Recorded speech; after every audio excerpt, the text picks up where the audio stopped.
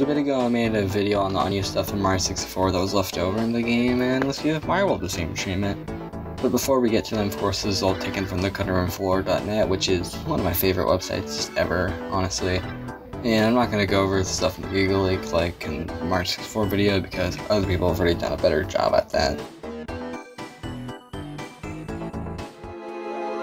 So first off, there's an unused sound effect which was later repurposed to be used in Yoshi's Island for when the player hits expansion blocks in unused levels apparently, and when you complete a level. Though that might be a different sound effect since Cutterroomfloor doesn't mention it. There's this thing that confuses me. There's an unused mode which allows translucent levels. This isn't used in the final game for performance reasons, but if you pause the video with the water you can see it's just a moving checkerboard just like other games.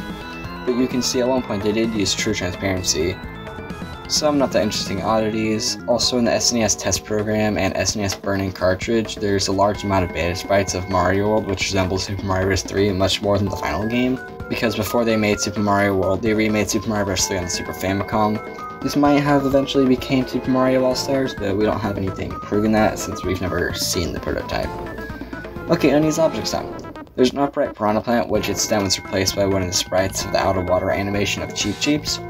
But the stem for the down ones is obviously there, so you can't easily restore them, though it will mess up Cheep Cheeps.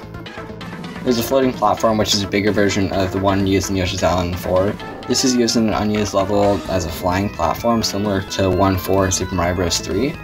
There's a winged coin, which works perfectly in the game and gives you 5 coins. There's also a winged 1-up, which works perfectly fine too, but uses the Monty Mole color palette for whatever reason. There's an unused flying cage, which also has this unused bird, which when placed in a level will spawn Mario in it. Though I couldn't get this working. There's a spawner for supers, as in the game they're placed individually. I think you can see why they didn't use the spawner. There's a dummy floating platform which the Cutterroomfloor doesn't elaborate on.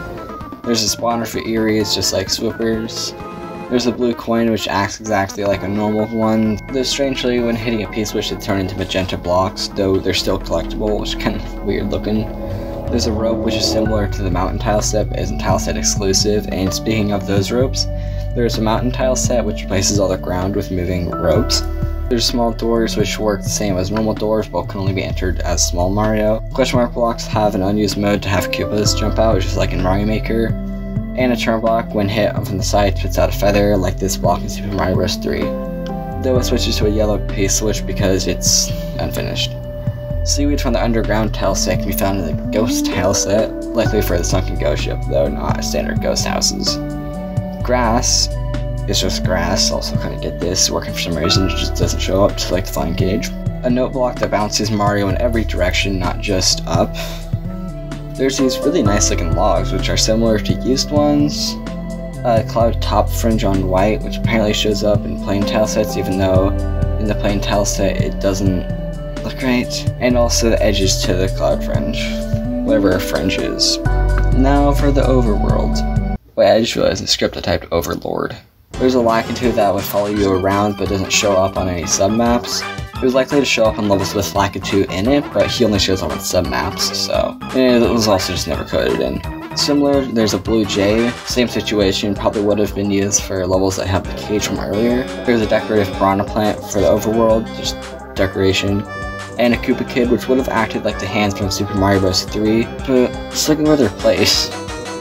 They were for an earlier version of the map, obviously, so that begs the question, why not just remove them? There's this star for the background in the Ghost House and Hilly tile sets, which is different to the ones used in-game. There's also 2 early berries. This one loads into the game and then is just replaced by the used one. There's a sprite of Mario flying without escape. A small music note that was supposed to pop out of music blocks and jumping on them. Kinda wish it was added, that would look really cool.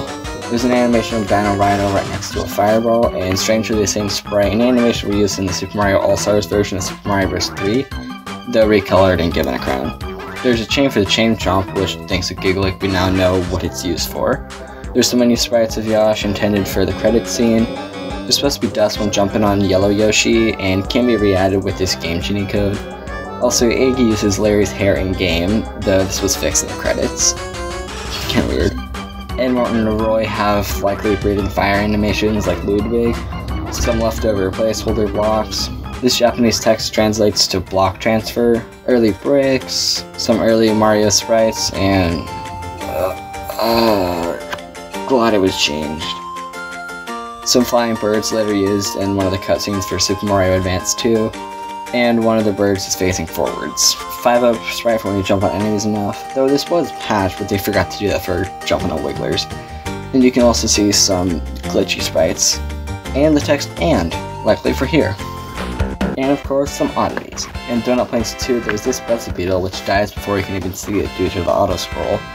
This pipe in Vanilla Secret 1 for some reason is set to the warp even though you can't enter it. This was done to fix a bug on how warps work. In the game, levels are split up into different parts, and any doors or pipes you entered in this area will send you to the specified levels, unlike Mario Maker or Mario 64 where this pipe or this door leads you to this area. It's just any door in this area will lead you to here. And if you're riding Yoshi in this area where this pipe goes, then you are considered in this area by 1 pixel, so instead of just moving the pipe down 1, they decided to make it where that also transfers. I assume that they just kept it there instead of moving it down to keep the secret better hidden, I guess. There's a copy of the Red Switch Palace in Valley of Bowser. This is impossible to get there normally as there's no path, but Valley of Bowser 3 actually has it set to where if you go to the secret exit it goes left, whereas the default direction is up. So it would have looked something like this, I guess.